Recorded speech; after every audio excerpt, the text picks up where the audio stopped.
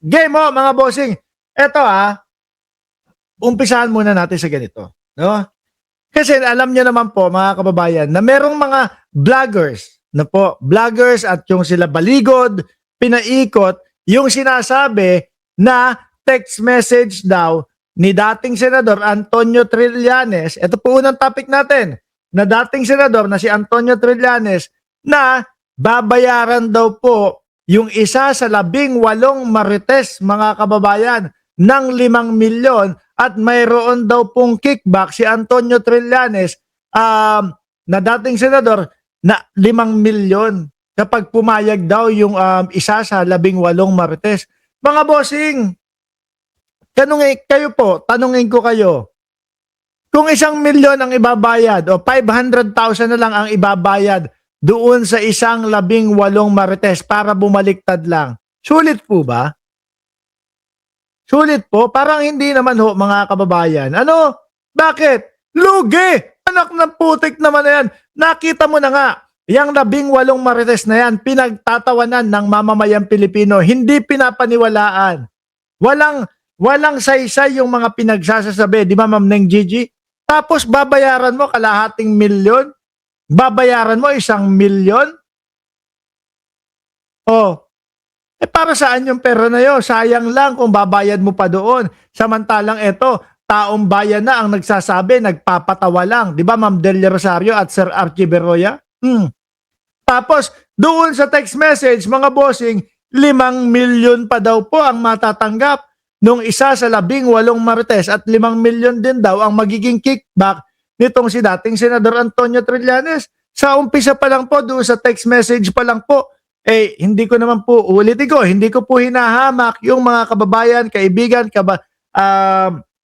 mga mahal natin sa buhay na mga Bisaya po. Pero doon sa text message, pambisaya po yung pinapakalat nila. Alam naman po natin na Tagalog at taga-Caloocan si dating Senador Antonio Trillanes. So, di ba, mga kababayan? Doon pa lang fake news na, mga bossing. Eto nga, kumakalat, mga bossing, no? Hindi ko na lang sasabihin kung sino yung mga nagsabi, pero kumakalat na tutuluyan pa din.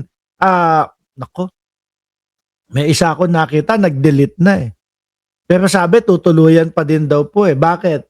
Nakita na, nakuha na, na-screenshot na Yung mga ibinibintang ho kay dating Senador Antonio Trillanes.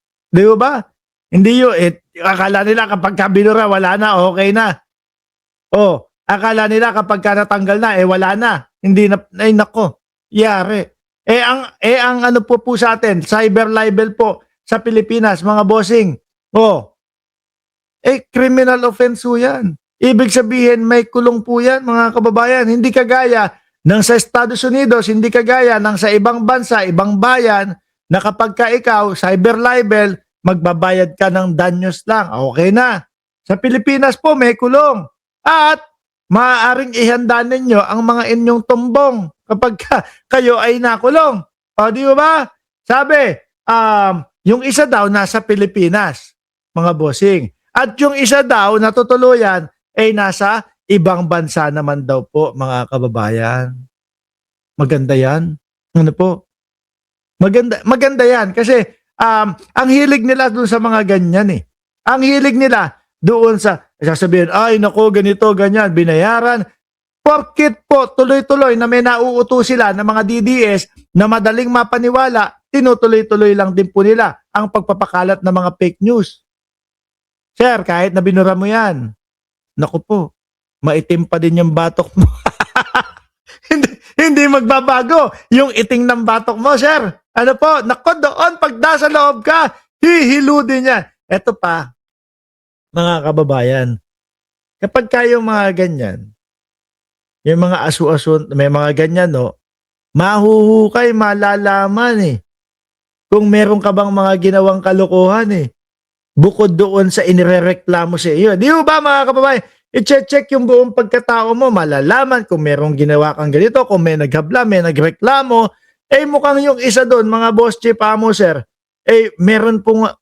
mukhang meron background, mga kababayan.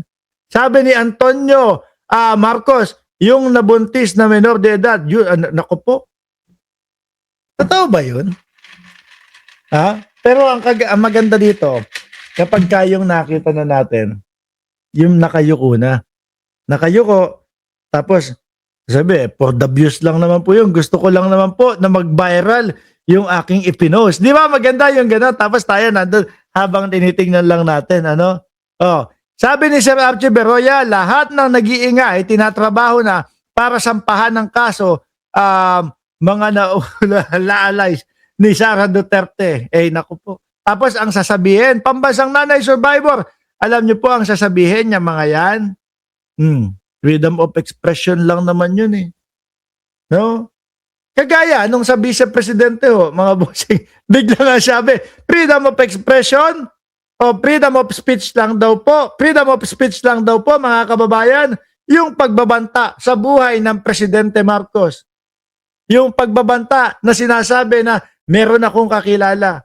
Yung sinasabi, mayroon akong kausap, patayin si Bongbong Marcos, Lisa Araneta Marcos, at si Martin Romualdez.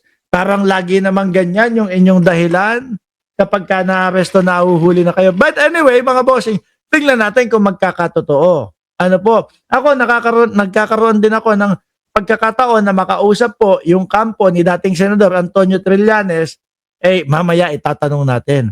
No? Tapos hindi natin bubuyuhin. Hindi natin kumbaga magtatanong lang tayo. Totoo po ba na kahit tinanggal na nila, binura na nila, or whatever, tutuluyan nyo pa din? Tignan nyo yung kay Boss Mike Cervera. No? Doon sa post niya sa Facebook, dalawang vlogger din yung makakasuhan, o dalawa sa kampo nila yung kakasuhan. Sabi ni Sir Jorge Edralin, nagtataka naman ako, gaya ni Mike Defensor, alam niya na may baho siya, imbis na mahinahimik, nag-iingay, kinalaban pa ang gobyerno. Oho, kasi boss, Sir Jorge, tingin ko dyan, alam niya na madadali na siya. Alam niya na madadali. Pero anyway, mamaya natin pag-usapan, ito pong si Mike Defensor. Pumunta muna tayo mga kababayan. Yung hari ng paawa, wala pong iba, wala. Wala pong iba mga boss chief mo, sir. Kung hindi, si dating senador, si Senator Bongo, mga boss. Nako, eto.